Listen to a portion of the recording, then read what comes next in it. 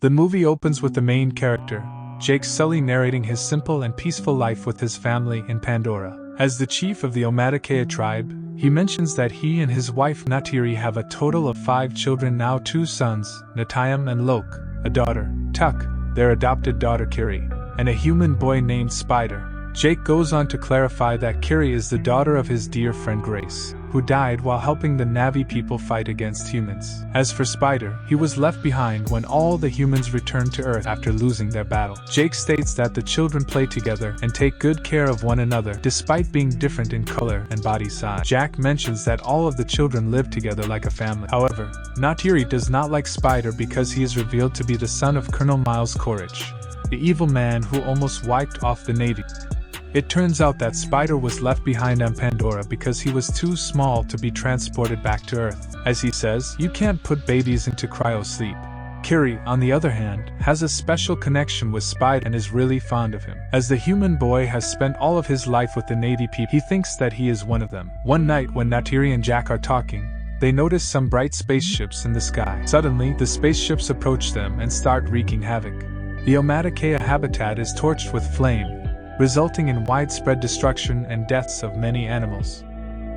From the spaceships, a group of soldiers with robotic artillery emerge and finish off whatever else is left of the place. Natiri and Jake, who are watching from afar, are shocked to learn that it is an RDA spaceship carrying humans who are there to colonize Pandora and build another main operating station. The scene then shifts to one of the human laboratories, where scientists have successfully created a Navy clone of the Colonel.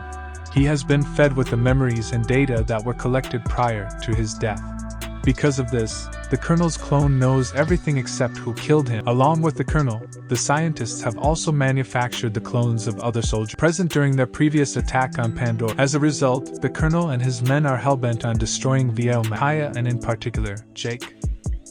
Meanwhile, in an attempt to ward off intruders, Jake leads a Navy army towards the RDA train supply line. He successfully infiltrates it and manages to steal ammunition and food supply. During this operation, one of his sons, Lok, does not listen to his orders and gets himself wounded. Jake scolds him and asks him to be more disciplined from here on out. On the other hand, the Colonel meets his senior General Ardmore, who informs him about the Navy's flying partners called Scouts. They are currently attacking their helicopters and slowing them down. Hearing this, Quarry makes a master plan to invade the forest where they battled previously and gather some information about them. Soon he arrives at the forest along with his other companions. Unfortunately, Jake's children are also playing around in the same forest. Right then, the Colonel looks around the previous battlefield and discovers his robotic suit with his remains still inside. All of this is observed by Lok, and he immediately contacts his father with the help of a voice transmitter around his neck. Jake listens to this and suggests that Lok stay away from them and leave the place quietly. He and Natiri then fly toward the forest to check on their children's safety. Sadly, when Lok and his siblings try to flee, they are captured by the humans. The Colonel takes a closer look at their fingers and gets to know that they are his arch-rival's children. Just then, Natiri and Jake arrive there and attack the soldiers. They manage to free most of their children, but not Spider. The boy is unfortunately taken away by the evil humans. Later, when the Colonel asks Spider his name, he quickly understands that he is his son. Back in Omaticaya, Jake approaches his wife and suggests they leave the place and head towards the eastern seaboard. He is worried about Spider revealing their location to the Colonel and his people. Jake also tells Natiri that until he is there with the tribe, the humans will keep attacking them, as he is the one who killed Colonel Korik in the first place. Natiri doesn't want to leave her beautiful home, but she knows that whatever her husband is saying is true. Hence, she agrees to migrate with him. On the other hand, General Cardmore dishes out some cruelty on Spider by placing him in a rotating machine. Yes, put him in the little naked human spinning machine. That'll make him talk. He tries to extract important information from the boy, but to no avail. Spider is too loyal to his Navy parents, and he just won't budge. Surprisingly, the Colonel cannot see his son in this state, so he immediately stops the spinning. He then approaches the General and tells her that he will handle Spider in his own way. Later, he meets the boy in a separate room and reassures him that he's not a bad person. He also discloses that he's here to take him back to Earth. This warms up Spider's heart, and he eventually agrees to provide him with the information he wants. In the next scene, Jake and his entire family leave their native home and fly away on their scout. After flying for a few days, they finally arrive at a place called Met Kahina, where another Navi tribe lives. Surprisingly, the Navies living here are fainter in color and they prefer to stay in the water. Seeing Jake and his gang, they start making fun of their appearance. Soon, the head of the tribe, Tanawari, arrives with his wife. He feels skeptical about Jake and his family and mentions that they are not suited to survive in the water. However, desperate to save his family, Jake promises that they will adapt to the place in no time. He then reveals how they are being chased after by some humans. Hearing this, Tanawari finally agrees to let them stay and provides them with shelter. He also asks his children to teach Jake's children how to swim and use their special creatures to move around the water. Obliging to the request, Tanawari's children take their new friends to the ocean and start showing them the basics. Meanwhile, the ever-so-mischievous Loke tries to connect with the sea creature, but loses control and falls into the water. Seeing him, Tanawari's children start laughing. As all this is happening, the girl Kuri can be seen deep inside the ocean. Surprisingly, she has adapted well to the place and can even control some sea creatures. Mysterious and convenient. The following day, while Kuri is meditating underwater, Tanawari's son Anang and his friends approach her and start making fun of her, calling her a freak. Because of this, Loke arrives and punches Anand. Anand doesn't take this sitting down though, and starts clapping some ass with his tick-tail. Later, when Jake finds out about the incident, he angrily orders his son to go and apologize to Anand as he is the clan leader's son. Reluctantly, Loke agrees and says sorry. Although Anand forgives him in front of the others,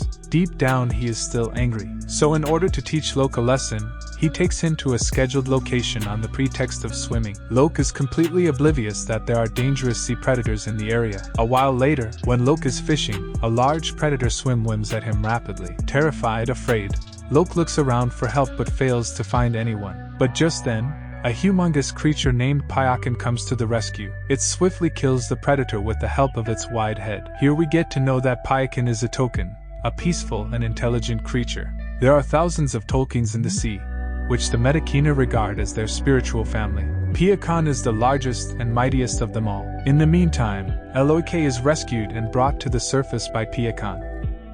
The latter also helps the creature by pulling out some harpoons which were apparently hurting it. With this, the two create a beautiful bond and befriend each other.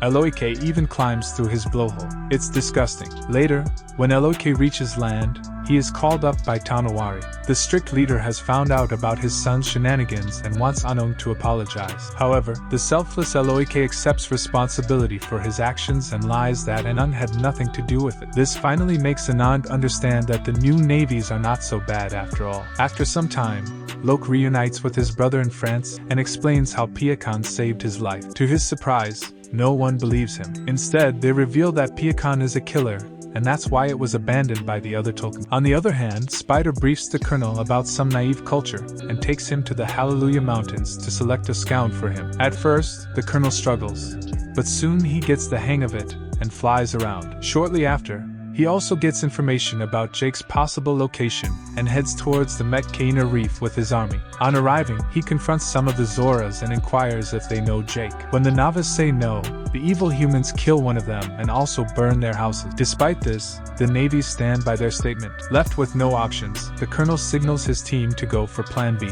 Now he wants to kill the Tolkiens in large numbers, hoping that this will finally draw out Jake. But there is another advantage to killing them. The Tolkiens have a precious liquid inside their brains which can increase the longevity of life on Earth. A single liter of this liquid will go for millions. Space whale brain goop, the only resource more valuable than unobtainium. Soon, some hunters start chasing after the sea monsters. They strike numerous trackers into them and render them unconscious. In a heartbreaking scene, we can see a mother Tolkien brutally laid to death while her offspring lays by her in shock.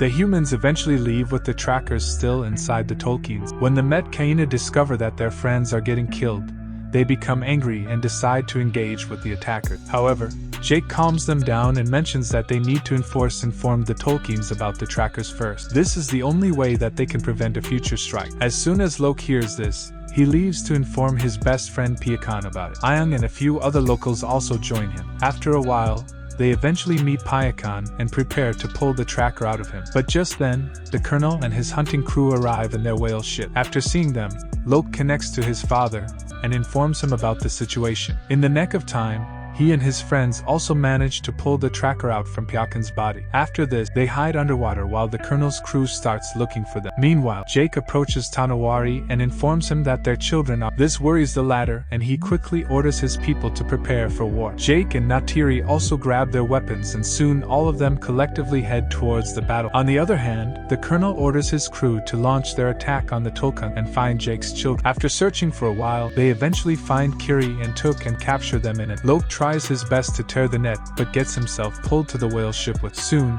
the Colonel arrives and cuffs them to the railing of the ship. He then takes Lok's color transmitter and asks Jake to surrender for the safety of his children. Having no options, Jake agrees to his condition. At the same time, Pyakan notices his best friend Lok handcuffed to the deck and decides to save him. In a risky move, he suddenly jumps onto the deck and starts moving his massive fins. This throws away a lot of soldiers and obliterates the ship. Taking advantage of the distraction, Jake and the Metakaina also launch their attack on the Colonel and his army. They want to save their children, but they also want revenge. Meanwhile, Spider breaks the controller of the whale ship, causing it to strike the rocks and allow water to inside it. Next, Jake and his eldest son Natayam quickly climb the deck and free Loak, Tuk and Kiri. Then they order the children to return to safety, but Lok refuses. Instead, he decides to save his adopted brother Spider.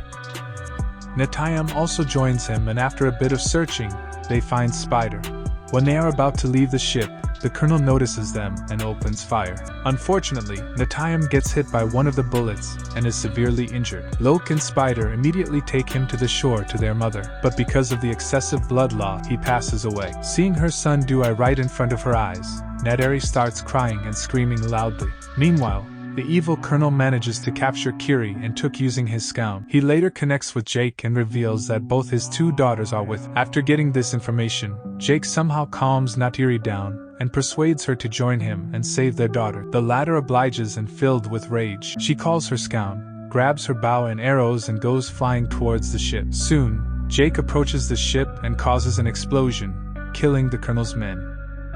Natiri also arrives there and starts shooting arrows at the remaining humans, killing them all instantly. Meanwhile, Jake finds his little daughter Tuk and frees her, but at the same time, the Colonel also shows up. He is holding Kiri at knife point. He threatens Jake to put down his weapons, and the latter reluctantly does so. In the meantime, a vengeful Natiri cat captures Spider and threatens to kill him. At first, the Colonel mentions that he has no relationship with Spider, but when Nateri makes a small cut in the boy's chest, he immediately leaves Kiri. With this, Nateri and her family prepare to leave, but the Colonel mentions that he will again hunt Jake down and kill him. Later, Jake realizes that he needs to eliminate the Colonel to live a peaceful life. Hence he returns to the battlefield. This time, the arch-rivals fight each other in an old-fashioned fistfight. It is a brutal one, and the two match each other stride for stride. But in the end, it is our hero Jake who prevails. He manages to wrap his arms around the Colonel's neck and knock him unconscious. Jake assumes that he is dead and lets him drown in the water. Unfortunately, he too struggles to breathe and starts sinking to the bottom. But at the same time,